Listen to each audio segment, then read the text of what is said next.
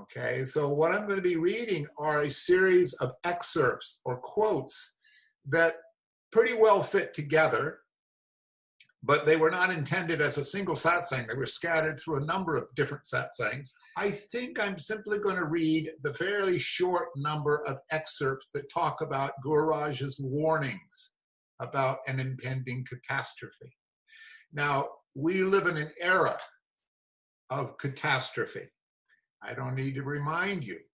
Personal catastrophe, social catastrophe, planetary catastrophe, take your pick.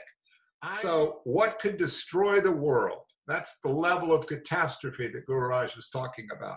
One which we were barely aware of back in the 80s, had barely begun to think of, even though there had been a number of already books and talk and that kind of thing. It hadn't become urgent, was of course climate change. And I think that for many of that's top of the agenda, threatening perhaps extinction of the whole planet.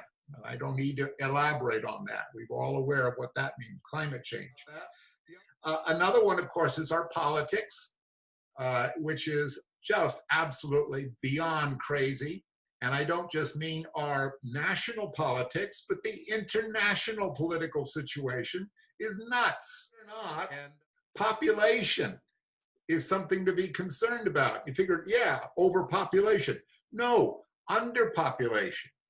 Enough, why not add this to the list of worries, is epidemic disease.